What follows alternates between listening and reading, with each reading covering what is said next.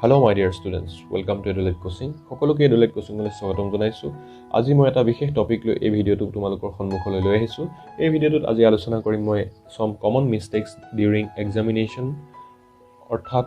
Exam হলত বা এক্সামিনেশনৰ টাইমত ছাত্ৰ-ছাত্ৰীসকলে কৰা কিছুমান ডাঙৰ ভুলৰ ওপৰত। আজিৰ ভিডিওটো মই সেই সকল ছাত্ৰ-ছাত্ৰীৰ বাবে বনাইছো যিসকল ছাত্ৰ-ছাত্ৰীয়ে 90+ % লাভ কৰিব বিচাৰে, যিসকল ছাত্ৰ-ছাত্ৰীয়ে 99% লাভ কৰিব বিচাৰে। আহাচোন ভিডিওটো আৰম্ভ কৰো। প্ৰথম মিস্টেকটো হৈছে reaching late at exam centre. আমাৰ কিছুমান এক্সামিনেশন সেন্টাৰটো আমাৰ নিজৰ স্কুলখনত নপৰিবও পাৰে। তেনেকুৱা পৰিপ্ৰেক্ষিতত আমি সকলোৱে অৰ্থাৎ আমি ছাত্ৰ-ছাত্ৰী বা অভিভাৱকসকলে এক্সাম হোৱাৰ আগতেই সেই সেন্টাৰটোৰ নিৰ্দিষ্ট লোকেশনটো অৰ্থাৎ অৱস্থানটো আমি জানিব লাগিব। তেতিয়াহে আমি নিৰ্ধাৰিত সময়ত সেই এক্সাম সেন্টাৰত উপস্থিত হ'ব পাৰিম। কিয়নো এক্সামিনেশন বুলি ক'লে আমাৰ ছাত্ৰ-ছাত্ৰীসকলৰ মনত এটা ভয় বা এটা শংকা থাকে। সেই শংকাটো লৈ পেলাই আকৌ যদি ছাত্ৰ-ছাত্ৰীজনে এক্সাম হলত যদি নিৰ্ধাৰিত সময়তকৈ দেৰিকৈ প্ৰৱেশ কৰে অৰ্থাৎ নিৰ্ধাৰিত সময়তকৈ যদি দেৰিকৈ এক্সাম হলত বহিব লগা হয় তেতিয়া সেই ভয়টো দুগুণে বাঢ়ি যায় অৰ্থাৎ ছাত্ৰ-ছাত্ৰীগৰাকীৰ মনত এটা নেগেটিভ এনাৰ্জি ক্ৰিয়েট হয়। তাৰ বাবে আমি নিৰ্দিষ্ট সময়ত গৈ এক্সাম সেন্টাৰত প্ৰৱেশ কৰিব পাৰিব লাগিব। দ্বিতীয় মিস্টেকটো হৈছে reaching early at examination centre. আমাৰ কিছুমান ছাত্ৰ-ছাত্ৰীৰ ক্ষেত্ৰত দেখা যায় যে তেওঁলোকে এক্সামিনেশন সেন্টাৰটো বহুত সময়ৰ আগতে এক্সাম হলত উপস্থিত হয় অৰ্থাৎ যদি আধা ঘণ্টা সময়ৰ আগত উপস্থিত হ'লেই হয় তেওঁলোকে 1 ঘণ্টা বা 1.5 ঘণ্টা আগতে এক্সাম হলত উপস্থিত হোৱা দেখা যায়। এই সময়ছোৱাত যেতিয়া তেওঁলোকে এক্সাম হলত গৈ উপস্থিত হয় তেওঁলোকে যেতিয়া লগৰ কাৰোবাৰ লগত কথা পাতে বা লগৰ কাৰোবাক লগ পায় তেতিয়া তেওঁলোকে সেই এক্সামৰ ওপৰতে ডিসকাস কৰে যিটো নেকি ভাল হেবিট নহয় যাৰ বাবে নেকি তেওঁলোকৰ ওপৰত এটা নেগেটিভ ইম্পেক্ট পৰে। অৰ্থাৎ থাৰ্ড মিস্টেকটোৱে মই সেইটোৰ লগত ৰিলেট কৰি পেলাই ক'ব বিচাৰিছো যে discussing during examination or discussing in the examination centre অৰ্থাৎ এক্সাম হলত গৈ তেওঁলোকে ডিসকাস কৰে। এক্সাম হলত গৈ তেওঁলোকে এক্সামিনেশনৰ ওপৰত বা সেই নিৰ্দিষ্ট পেপাৰখনৰ ওপৰত আলোচনা কৰে। এইটো হ'ল আটাইতকৈ ডাঙৰ মিস্টেক যিটোৱে তেওঁলোকৰ ওপৰত এটা নেগেটিভ এনাৰ্জি বিল্ড আপ কৰে। কিয়নো ছাত্ৰ বা ছাত্ৰী এগৰাকীয়ে যেতিয়া সেই পেপাৰখনৰ ওপৰত আলোচনা কৰে ধৰি লৈছো সেই ছাত্ৰ বা ছাত্ৰীগৰাকীয়ে এটা নিৰ্দিষ্ট টপিকৰ ওপৰত পঢ়া নাই বা সেই নিৰ্দিষ্ট টপিকটোৰ ওপৰত তেওঁৰ সম্যক জ্ঞান নাই কিন্তু আনজন তেওঁৰ ফ্ৰেণ্ডৰ সেই টপিকটোৰ ওপৰত ভাল নলেজ আছে। তেতিয়া সেইজনে আনজনক ডমিনেট কৰিব বিচাৰে বা ইজনে আনজনক কিছুমান কুৱেশ্যনৰ দ্বাৰা যে তুমি এই টপিকটো ভালদৰে পঢ়ি আহিছা নে নাই সেই বিষয়ে যেতিয়া আলোচনা কৰে তেতিয়া নপঢ়া ছাত্ৰ-ছাত্ৰীগৰাকীৰ মনত সেইটো এটা নেগেটিভ এনাৰ্জি হিচাপে বিল্ড আপ হয়। কিয়নো প্ৰত্যেকজন ছাত্ৰ-ছাত্ৰীয়ে বিচাৰে যে এক্সামত প্ৰত্যেকটো কুৱেশ্যনে ভালদৰে এনসাৰ কৰিব পাৰিম। গতিকে এই ক্ষেত্ৰত কেতিয়াও এক্সামিনেশন সেন্টাৰত ডিসকাস কৰিব নালাগে। কিয়নো এবছৰ সময় আমাক এক্সামিনেশনত পঢ়িব দিছে গতিকে সেই শেষৰ 1 ঘণ্টা বা 15 মিনিট বা আধা ঘণ্টা সময়ত আমি একো কৰিব নোৱাৰো। গতিকে এবছৰ সময়তে আমি এক্সামিনেশনৰ বাবে পঢ়ি আমি ভালদৰে প্ৰিপাৰেচন কৰি পেলাই ভালদৰে প্লেনিং কৰি পেলাই আমাৰ পঢ়া কামসমূহ আমি সম্পূৰ্ণ কৰিব লাগিব। নেক্সট এটা মিস্টেক হ'ল ওপেনিং বুকস ডিউৰিং এক্সামিনেশন অৰ্থাৎ এক্সামিনেশন হোৱাৰ আগমুহূৰ্তত কিছুমান ছাত্ৰ-ছাত্ৰীক দেখা যায় যে তেওঁলোকে কিতাপ বহি লৈ পুৰা এক্সাম আৰম্ভ হোৱাৰ আগতে এনেদৰে পঢ়িবলৈ চেষ্টা কৰে এনেদৰে পঢ়িব বিচাৰে যে তেওঁ নেকি গোটেই এক্সামৰ বস্তুখিনি বা তেওঁ সেই নিৰ্দিষ্ট পেপাৰখনৰ গোটেই কনসেপ্ট বা থিয়ৰিখিনি সেই 15 মিনিট সময়তে যেন তেওঁলোকে পঢ়ি শেষ কৰিব। আমাৰ এক্সামিনেশনৰ বাবে আমাৰ এটা নিৰ্দিষ্ট সময় ধাৰণ কৰা থাকে। সেই নিৰ্ধাৰিত সময়ৰ আগমুহূৰ্তত যদি আমি সেই এক্সামিনেশন পেপাৰখনৰ ওপৰতেই যদি আমি আলোচনা কৰি থাকোঁ সেই এক্সামিনেশন পেপাৰখনৰ ওপৰতে যদি আমি পঢ়িব বিচাৰোঁ তেতিয়াহ'লে আমাৰ ব্ৰেইনটোক এটা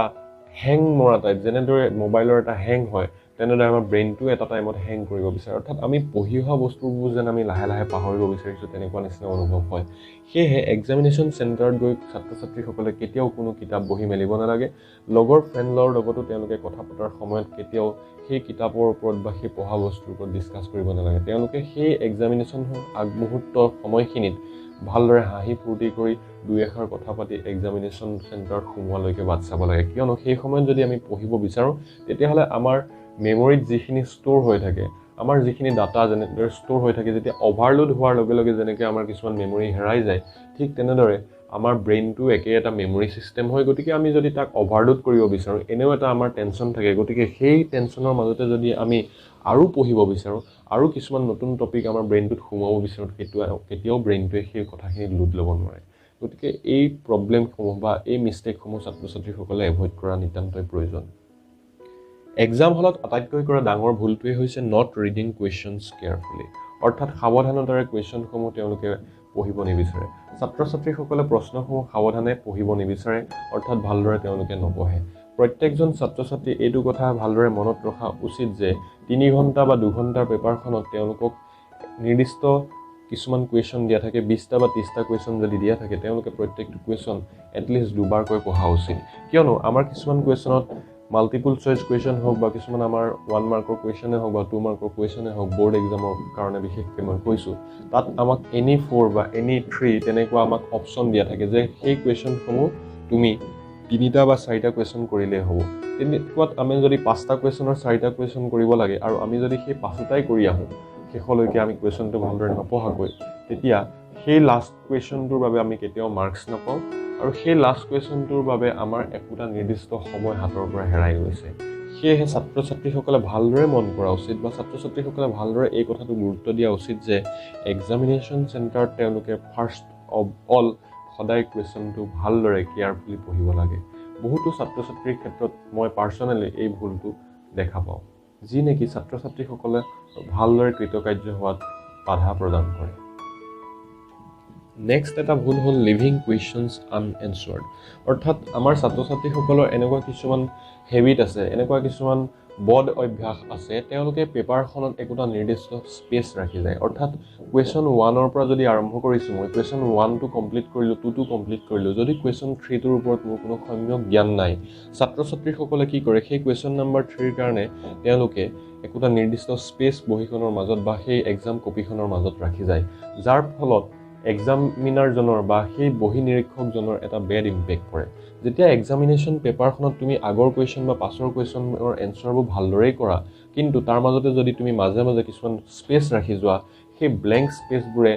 এক্সামিনাৰজনৰ বা সেই নিৰীক্ষকজনৰ মাইণ্ডত এটা বেড ইম্পেক্ট আনি দিয়ে, যাৰ ফলত তুমি যিমানটো মাৰ্কছ পাব লাগিছিলে বা তোমাৰ ফলাফলটো যেনেকুৱা ধৰণৰ হ'ব লাগিছিলে তেনেকুৱা ধৰণৰ ফলাফল তুমি লাভ কৰিব নোৱাৰিবও পাৰা, কিয়নো তাৰ মূলতেই হ'ল তুমি কৰা সেই ভুলটো। গতিকে ছাত্ৰ ছাত্ৰীসকলক মই এটা ছাজেশ্যন, মোৰ এটা অনুৰোধ যে কেতিয়াও তোমালোকে নোৱাৰা কুৱেশ্যনটো মাজত স্পেচ ৰাখি নাযাবা। যেতিয়া তুমি পৰা কুৱেশ্যনখিনি কৰি কমপ্লিট হ'ল, তেতিয়া সেই 3 নম্বৰ কুৱেশ্যনটো ধৰি লৈছিলোঁ মই যে তুমি থাকি আহিছিলে, সেইটো তুমি এক্সামিনেশ্যন পেপাৰখনৰ সেই কপিখনৰ লাষ্টতো তুমি কৰিব পাৰিবা। তাত প্ৰপাৰলি তোমালোকে কুৱেশ্যন নাম্বাৰটো মাৰ্ক কৰিলেই সেই কুৱেশ্যনটোৰ বাবে তুমি নিৰ্ধাৰিত নম্বৰ লাভ কৰিব পাৰিবা। আৰু এটা মিষ্টেক হ'ল ইম্প্ৰপাৰ কুৱেশ্যন মাৰ্কিং, অৰ্থাৎ ছাত্ৰ ছাত্ৰীসকলে কুৱেশ্যন নাম্বাৰবোৰ ভালদৰে এক্সাম কপিখনত নিদিয়ে, যাৰ বাবে এজন নিৰীক্ষকে সেই কুৱেশ্যনটোৰ এনচাৰটো কোনটো কুৱেশ্যনৰ হয় তেওঁলোকে বিচাৰিব লগা অৱস্থা হয়। অৰ্থাৎ পাৰ্চনেলি মোৰ এক্সপিৰিয়েঞ্চৰ পৰা মই যদি কওঁ, মই বহুতো ছাত্ৰ ছাত্ৰীৰ ক্ষেত্ৰত যেতিয়া দেখোঁ যে তেওঁলোকে এক্সামিনেশ্যনৰ পেপাৰখনত উধাটো খাই কেতিয়াবা ভালদৰে কৰে এনচাৰবোৰ, কিন্তু সেই এনচাৰটো কোনটো কুৱেশ্যনৰ অন্তৰ্গত তেওঁলোকে দিব পাহৰি যায় ওপৰত, যাৰ বাবে কিছুমান নিৰীক্ষকে কেতিয়াও কিন্তু তোমাৰ সেই এনচাৰটো কোনটো কুৱেশ্যনৰ আণ্ডাৰত পৰিছে বা কোনটো কুৱেশ্যনৰ এনচাৰ কৰিছে তেওঁলোকে নাচায়, ডাইৰেক্ট তোমাৰ সেই এনচাৰটো তোমালোকে ক্ৰছ মাৰ্ক দি তেওঁলোকে কাটি দিব, অৰ্থাৎ তাৰ বাবে তুমি কোনো মাৰ্কছ নোপোৱা। বৰ্ড এক্সামত এইটো আটাইতকৈ ইম্পৰ্টেণ্ট কথা যে কেতিয়াও তোমালোকে সেই ভুলটো নকৰিবা, প্ৰপাৰলি কুৱেশ্যন মাৰ্ক কৰিবা আৰু প্ৰপাৰলি সেই কুৱেশ্যনটোৰ কাৰণে তোমালোকে এনচাৰ কৰি যাবা, যাৰ বাবে তোমালোকে ভালদৰে সেই কুৱেশ্যনটোৰ এনচাৰটোৰ বাবে তোমালোকে মাৰ্কছ লাভ কৰিবা। আৰু এটা ভুল হ'ল trying two right beautifully in examination centre. আমাৰ কিছুমান ছাত্ৰ ছাত্ৰী, বিশেষকৈ আমাৰ ছাত্ৰীসকলৰ ক্ষেত্ৰত দেখা যায়, আমাৰ ষ্টুডেণ্ট যিখিনি আছে, কিছুমান ষ্টুডেণ্টৰ ক্ষেত্ৰত দেখা যায় যে তেওঁলোকে এক্সামিনেশ্যন পেপাৰখন বহুত ধুনীয়াকৈ সৰু সৰু আখৰেৰে এটা লিখি পেলাই কুৱেশ্যনসমূহ কৰিব বিচাৰে, অৰ্থাৎ তাৰ এনচাৰসমূহ কৰিব বিচাৰে, যিটো নেকি মই এই কাৰণেই ভুল বুলি ক'ব বিচাৰিছোঁ, যাৰ ফলত তেওঁলোকে যদি এটা কুৱেশ্যন 5 মিনিটত কমপ্লিট কৰিব লাগিছিলে তাৰ বাবে তেওঁলোকে 10 মিনিট সময় নষ্ট কৰে, যাৰ বাবে তেওঁলোকে সেই 3 ঘণ্টাত কৰিব লগা পেপাৰখনত 30টা কুৱেশ্যনৰ বিপৰীতে তেওঁলোকে 20টা কুৱেশ্যনহে কৰিব পাৰে। আমি সকলো কুৱেশ্যন পৰিষ্কাৰ পৰিচ্ছন্নকৈ কৰা উচিত। প্ৰথম কথাটো হ'ল নিট এণ্ড ক্লিন। আমি কেতিয়াও কটাকটি নকৰাকৈ প্ৰত্যেকটো কুৱেশ্যন নিজৰ হেণ্ড ৰাইটিঙত সুন্দৰভাৱে আমি কৰিব লাগে। আমি বহুত ধুনীয়াকৈ বহীখন সজাবলৈ যাব নালাগে, কিয়নো সেই ধুনীয়াকৈ সজোৱাৰ বাবে তোমাক কোনেও মাৰ্কছ নিদিয়ে, তাৰ বাবে তোমাৰ এটা নিৰ্দিষ্ট সময়হে তোমাৰ হাতৰ পৰা হেৰাই গ'ল, যাৰ বাবে তুমি শেষৰ কুৱেশ্যনখিনি অৰ্থাৎ লাষ্টত থকা কুৱেশ্যন পাৰ্টখিনি তুমি ভালদৰে ছল্ভ কৰিবলৈ সময় নাপাবও পাৰা। তো সেই ভুলসমূহ তোমালোকে কেতিয়াও এক্সামিনেশ্যন হলত কৰিব নাযাবা। আৰু এটা মিষ্টেক হৈছে আমাৰ ছাত্ৰ ছাত্ৰীসকলে কুৱেশ্যন পেপাৰখন পোৱাৰ পিছতে পেপাৰখন এনালাইচিছ কৰিব বিচাৰে অৰ্থাৎ যিটো নেকি মই সদায় ছাত্ৰ ছাত্ৰীসকলক বাধা দিওঁ বহুতো অভিভাৱক বা বহুতো টিচাৰে হয়তো কেতিয়াবা ক'ব বিচাৰে যে তোমালোকে কুৱেশ্যন পেপাৰখন পোৱাৰ আগত ভালদৰে পোৱাৰ পাছত কুৱেশ্যন পেপাৰখন পঢ়িবা কিন্তু মই এই ক্ষেত্ৰত এই কাৰণেই সঁহাৰি নিদিওঁ ছাত্ৰ ছাত্ৰীসকলক মই এই ক্ষেত্ৰত এই কাৰণেই ছাপোৰ্ট নকৰোঁ যে যদি আমি 30টা কুৱেশ্যন থকা পেপাৰখন 1ৰ পৰা 30 লৈ এভৰি কুৱেশ্যন আমি যদি ৰিড কৰিব যাওঁ তেতিয়া বহু সময়ত আমি বাধাৰ সন্মুখীন হ'ব পাৰোঁ কিয়নো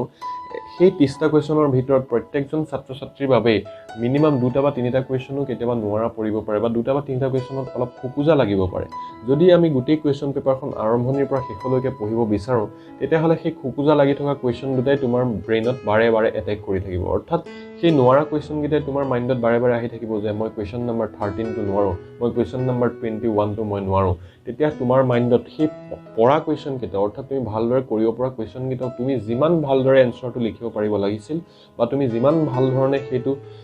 প্ৰপাৰলি তুমি এনচাৰ কৰিব পাৰিব লাগিছিল সেইটো হয়তো তুমি কৰাৰ পৰা বঞ্চিত হ'বলগীয়া হ'ব পাৰে কিয়নো তোমাৰ ব্ৰেইনত তোমাৰ মাইণ্ডত এটা বস্তু সেট হৈ গ'ল যে তুমি সেই নিৰ্দিষ্ট দুটা কুৱেশ্যন ভালদৰে নোৱাৰা বা সেই কুৱেশ্যন দুটাত তোমাৰ ডাউট আছে গতিকে তুমি প্ৰপাৰলি ষ্টাৰ্টিঙৰ পৰা কুৱেশ্যন পেপাৰখন ভালদৰে কৰি যোৱা আৰু তোমাক 3 ঘণ্টাৰ বাবে সেই কুৱেশ্যন পেপাৰখন সেট কৰিছে যিহেতু তুমি 3 ঘণ্টাতে সেই কুৱেশ্যন পেপাৰখন ভালদৰে কমপ্লিট কৰিব পাৰিবা সেই বিশ্বাস আগত ৰাখি তোমালোকে ছাত্ৰ ছাত্ৰীসকলে প্ৰত্যেকটো এক্সামিনেশ্যন ভালদৰে কৃতকাৰ্য হ'ব পাৰিবা শেষত মই এটাই ক'ব বিচাৰোঁ যে ছাত্ৰ ছাত্ৰীসকলৰ এক্সাম হলত বা এক্সামিনেশ্যন চেণ্টাৰত এক্সাম পেপাৰ দিয়াৰ সময়ত সকলোৱে সদায় আত্মবিশ্বাস মনত ৰাখিবা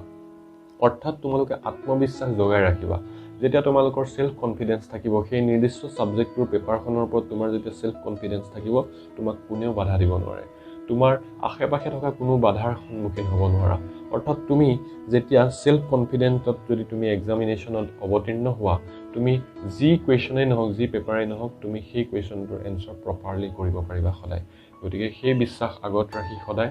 দৃঢ়ভাৱে তুমি এক্সামিনেশ্যন চেণ্টাৰত যোৱা নিৰ্দিষ্ট সময়ত উপনীত হোৱা তুমি 1 ঘণ্টাৰ আগত উপস্থিত হোৱাৰ প্ৰয়োজন নাই তুমি আধা ঘণ্টা সময়ত গৈ এক্সামিনেশ্যন চেণ্টাৰত অৱতীৰ্ণ হোৱা